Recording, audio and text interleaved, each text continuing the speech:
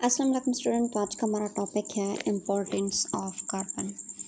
तो इसके अंदर हम कार्बन के इम्पोर्टेंस को डिस्कस करेंगे। पहले हमने इंट्रोडक्शन देखा कि एलिमेंट क्या होते हैं, बायोकेमिस्ट्री क्या होती है, बायो एलिमेंट्स क्या होते हैं और कितने बायो एलिमेंट जो होते हैं ना हमारी बॉडी के अंदर होते हैं। तो आज हम इम्पोर्टेंस ऑफ कार्बन को डिस्कस करते हैं। इससे पहले आपसे रिक्वेस्ट है कि अगर आप हमारे चैनल पर न्यू हैं, अभी तक हमारे चैनल को सब्सक्राइब नहीं किया, so please subscribe my channel and press the bell icon ताकि आपको हमारी लेटेस्ट वीडियोस मिलती रहें। सो बेसिकली हम कार्बन को रिप्रेजेंट करते हैं the symbol of C and it is the 6 element in the periodic table. Periodic table के अंदर ये 6 एलिमेंट होते हैं and carbon is basic element of organic compounds.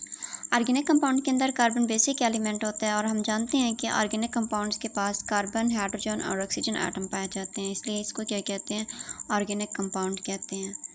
So, organic compounds are actually present in living organisms. In other words, C is important for life. Mean to say, carbon is important for life. इसके अलावा क्या होता है कि carbon जो होता है ना, ये क्या होता है, टेट्रा वैलेंट होता है। टेट्रा मीन्स से कि इसके पास जो होते हैं ना 4 क्या होते हैं, tetra means 4 and valence mean कि valency. It can form 4 bond with other element by covalent bond. दूसरे covalent bond के साथ ये क्या बनाता है, 4 bond बनाता है। Because of this symmetrical arrangement, this is called tetrahedron. हम इस स्ट्रक्चर को क्या कहते हैं, tetrahedron कहते हैं। तो यहाँ पर आपको नज़र आ रहा है, देखें कि कार्बन है, इसने 4 बॉन्ड बनाए हैं जो कि कोवलेंट बॉन्ड है। तो इन 4 बॉन्ड की जो स्ट्रक्चर बनते हैं हम इसको क्या कहते हैं, टेट्राहाइड्रोन कहते हैं। Because tetra mean 4 and hedron mean head. तो इसका मतलब ये हुआ कि इसके पास 4 हेड होते हैं। Tetrahedron is forming a stable configuration. It means that all the valency of this compound is satisfied. This is not going to break easily. So carbon can form 2 types of structure. एक branch structures होती है और दूसरी क्या होती है, unbranch structures होती है। अनब्रांच स्ट्रक्चर को तो अगर हम देखें तो ये क्या होती है, अनब्रांच स्ट्रक्चर जो होता है अरेंजमेंट होती है इन आ सिंगल लाइन और आ स्ट्रेट लाइन। यहाँ पे आपको नज़र आ रही है, ये हमारी क्या है, अनब्रांच स्ट्रक्चर्स होती है, इसके पास कोई भी ब्रांच नहीं होती। जबकि हम ब्रांच स्ट्रक्चर को देखें तो उसमें क्या होती है कि जो ब्रांच होती है structure, some branch generated from the single lines, कि इस लाइन के ऊपर अगर देखें तो हमें क्या कुछ ब्रांचेस नज़र आ रही हैं। एक तो ये हो गई, ठीक है, उसके बाद ये होगी, इसके बाद ये होगी। ये 3 ब्रांचेस जो होते हैं ना हमें क्या होते हैं, नज़र आती हैं। तो ये हमारे पास ब्रांच होगी, एक अनब्रांच स्ट्रक्चर हो गई। Now these branch and unbranched structures are further arranged in the form of chain and form of ring. ये चेन और रिंग की फॉर्म में जो होते हैं ना अरेंज होती हैं।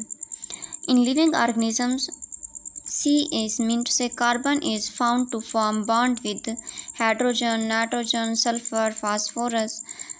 This CH bond which is formed in the organic compound, जो कि क्या होता है, वेरी इंपॉर्टेंट होता है। क्यों? Because of chemical energy it provides, क्योंकि ये क्या प्रोवाइड करता है, हमें केमिकल एनर्जी प्रोवाइड करता है। यहाँ पे आपको ये स्ट्रेट लाइन नज़र आ रही है, तो इसको हम क्या कहते हैं कि ये हमारी क्या है, स्ट्रेट है, और ये क्या है, रिंग की फॉर्म में, एक चेन की फॉर्म में स्ट्रक्चर है, एक हमारे पास रिंग की फॉर्म में स्ट्रक्चर है। Then oxygen and the oxygen bond which form in the glycosidic linkage is very important for the stability of complex carbohydrates. ये कार्बोहाइड्रेट्स की कम्प्लेक्स जो पेचीदा स्टेबिलिटी होती है उसके लिए क्या होता है, इम्पोर्टेंट होता है। अगर हम एग्जांपल के तौर पर देखें तो उसमें क्या होता है कि जब एक ग्लूकोज जो होता है ना बाउंड होता है with another glucose, so the 2 structure they are actually combined because of glycosidic bond. ये दोनों स्ट्रक्चर जो होते हैं ना क्या होते हैं, ग्लाइकोसाइडिक बॉन्ड के थ्रू एक दूसरे से कंबाइन होते हैं। Well the bond with nitrogen and CN, this is known as peptide bond. तो हम इनको क्या कहते हैं, पेप्टाइड बॉन्ड कहते हैं। अब ये क्या होते हैं पेप्टाइड बॉन्ड, इसमें क्या होता है कि ये peptide bond is found in the amino acid, and this is very important for the structure, function and variety of amino acid. ये क्या होता है, amino acid में पाए जाते हैं और क्या होता है, important होते हैं amino acid की structure, functions और variety के लिए, which are going to arrange to form different types of proteins. So these organic compounds are categorized into two category. तो ये जो organic compounds होते हैं ये क्या होते हैं, categorized होते हैं two categories में. एक होती है लार्ज ऑर्गेनिक कंपाउंड, दूसरा है स्मॉल ऑर्गेनिक कंपाउंड. तो लार्ज ऑर्गेनिक कंपाउंड्स में क्या होता है कि जो लार्ज मॉलिक्यूल्स होते हैं, जैसे कि क्या हो गया, सेलुलोज हो गया, फैट हो गया और प्रोटीन हो गया, ये क्या है हमारे पास लार्ज ऑर्गेनिक कंपाउंड्स हैं. तो ये जो होते हैं ना लार्ज ऑर्गेनिक कंपाउंड्स मॉलिक्यूल्स की एग्जांपल होती हैं fat, glucose and protein. The macro molecule, जिनको हम मैक्रो मालिक्यूल कहते हैं, the macro molecules are very important for structure of cell. Cell की स्ट्रक्चर्स के लिए भी ये इंपॉर्टेंट होते हैं. इसके अलावा जो फैट क्या होते हैं, we know the cell membrane is made up of fat and protein and cell wall is made up of cellulose. कि जो सेल मेम्ब्रेन होती है ये फैट और प्रोटीन से मिलकर बनी होती है, जबकि सेल वॉल जो होती है ना वो किससे मिलकर बनी होती है, सेलुलोज से मिलकर बनी होती है. इसके अलावा जो मैक्रो मालिक्यूल्स होते हैं ये क्या करते हैं, स्टोर करते हैं स्मॉल मालिक्यूल्स को, जो कि मिलकर क्या बनाते हैं, लार्ज मालिक्यूल मैक्रो मालिक्यूल्स बनाते हैं. स्मॉल मालिक्यूल्स कौन कौन से होते हैं, एग्जांपल देखें तो ग्लूकोज हो गया. When glucose is break down to provide energy to the body. जब ग्लूकोज जो होते हैं ना क्या होता है, ब्रेक डाउन होते हैं, इनकी ग्लाइकोलाइसिस होती है, तो ये क्या करते हैं, एनर्जी प्रोवाइड करते हैं बॉडी को.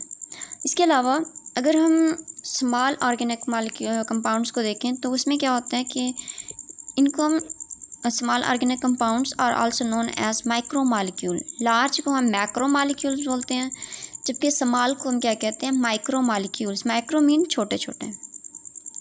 एग्जांपल देखिए माइक्रो मालिक्यूल्स की, तो glucose, amino acid, fatty acids होते हैं, ये क्या होते हैं, एग्जाम्पल होते हैं माइक्रो मालिक्यूल्स की. And these molecules are source of energy. ये क्या होते हैं, एनर्जी का सोर्स होते हैं. जब क्या होते हैं, गोइंग इनकी ब्रेक डाउन होती है तो ये एटीपी की फॉर्म में एनर्जी को प्रोवाइड करते हैं. और एटीपी जो एनर्जी होती है, एटीपी का मतलब होता है एडिनोसिन ट्राईफॉस्फेट. तो ये एनर्जी करेंसी जो होती है ना बॉडी के अंदर होती है.